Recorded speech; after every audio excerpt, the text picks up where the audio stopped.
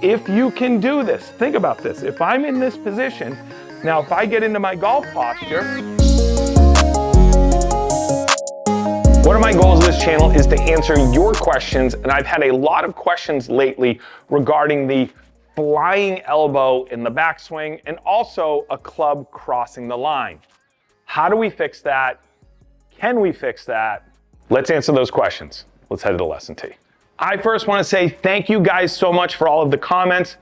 I want to hear what your struggles are. This game is hard, it's challenging, but that's the reason why we all love it, is because it is a challenge. So in every video that you watch of mine, ask me questions. I'm going to address these questions on here, especially the questions that I see a lot as a coach. Those are the questions that I know a lot of you out there deal with, and I want to be able to be a resource for you to help you out, or at least at the end of the day, get you thinking just a little bit more, but get you thinking in the right direction.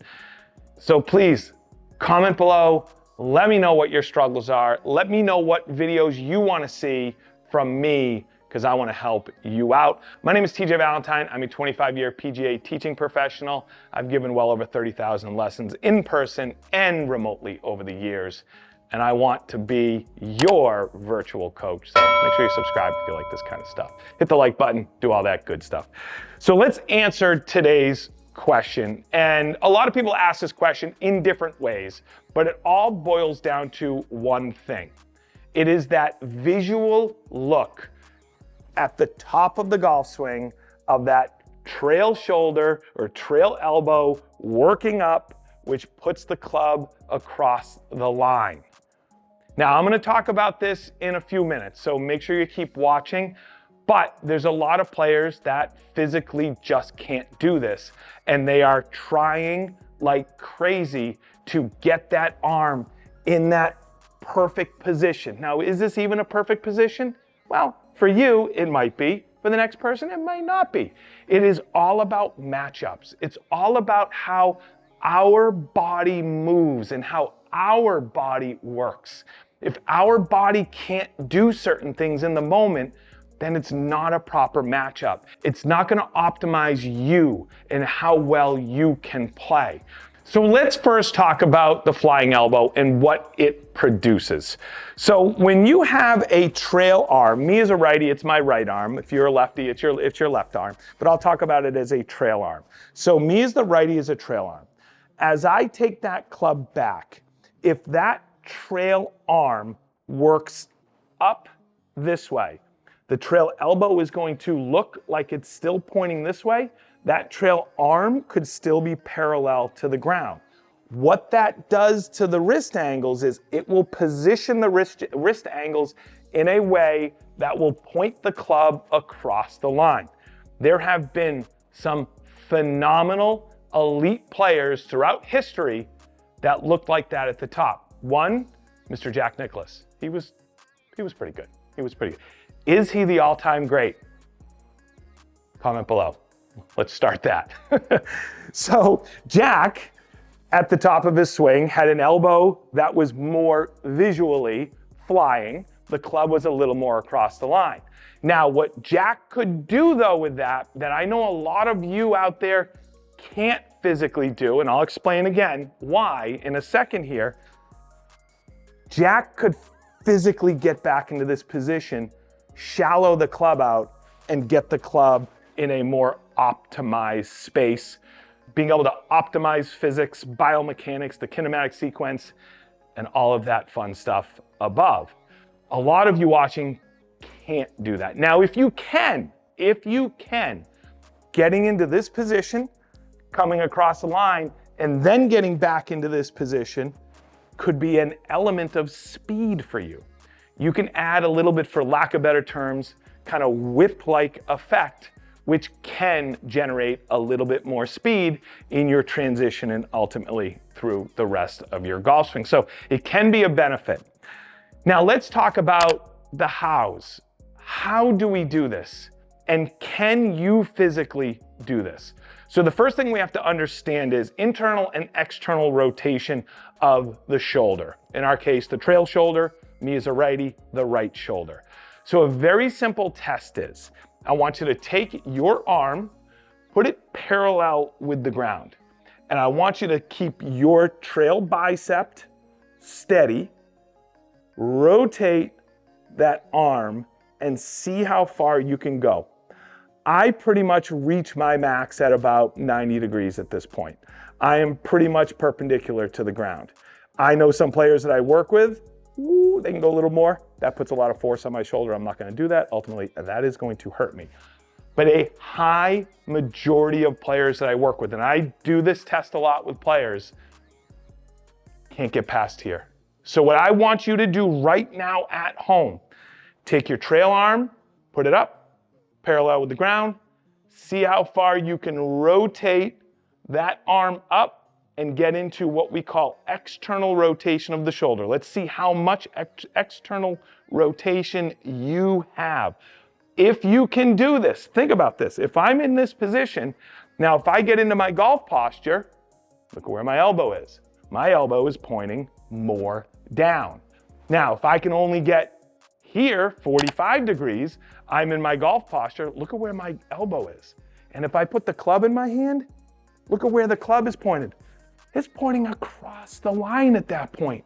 So I know a lot of you out there struggle with that flying elbow that I read all those comments asking me, why do I keep the flying elbow? Why can't I fix the darn flying elbow? It's not because you're not smart. It's not because you don't understand the concept. It could be because you physically can't do it. Now, what I'm gonna do here is I'm gonna put in the description below, I'm gonna put a couple links to some exercises that you can work on if you do struggle with this, that will help a little bit of your range of motion. As I always say, I'm not an expert in that field. I know a bunch of people that are experts in that field. Consult your physical therapist, your TPI specialist. They will get you on the right track. But I'll put some links down below, again, just to get your brain going a little bit, get you thinking a little bit more about this. So as I said, we have internal rotation of the shoulder, we have external rotation of the shoulder. And if we can't create a lot of external rotation of the shoulder, we are not going to be able to get this trail arm in that structural position that I know a lot of you are looking to get at. Now, if you physically can get into this position and you still get to the top like this, you can work on transitioning this way. This is an excellent drill to work on that, because now the club is in the proper position at this point, and then you can work on the remainder of the swing. But if you can't do it, you can't do it. And I don't want you to force it. So my objective with this channel, my objective with these videos, like I said, get you thinking. I need you to figure out these things. You are not here with me in the moment.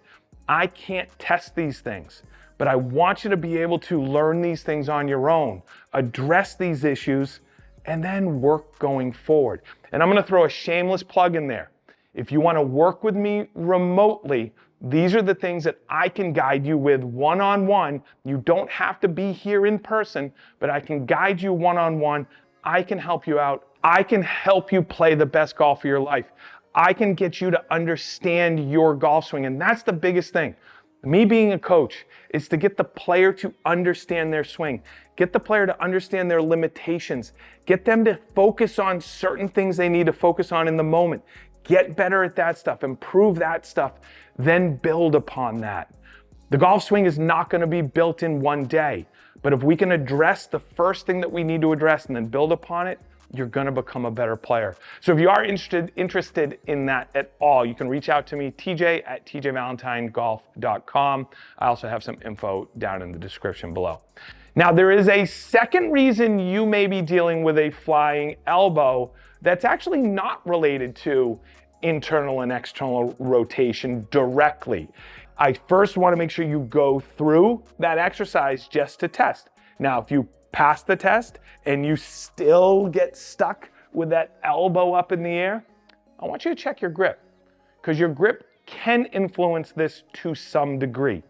if you have a weak grip. And what a weak grip is when the hands are turned too much to the left on the golf club. Too weak of a grip for you. And what it will do is, the more to the left, me as a righty, on the grip I put the club, the more my trail arm starts to coil in. And when my trail arm coils in, on the backswing, it is going to want to coil out. Now, when I coil out on the backswing, it is really hard for me to get that trail arm down and get that trail shoulder into extension. So a lot of players with weaker grips will end up with that flying elbow because it is easier on the body because of the way the arms are structured, and specifically that trail arm is structured at the address position. So if you are struggling with that flying elbow and you can create this type of internal-external rotation, check your grip. Now, there could be other reasons as well beyond these two things, but these are the two most common things that I see that will cause that trail elbow to go up. And these are the things that we are going to address with most players, get them better, get them hitting the ball the best they possibly can and scoring the best they possibly can. So if you want to play your best golf, make sure you subscribe to this channel. I'll see you in the next video.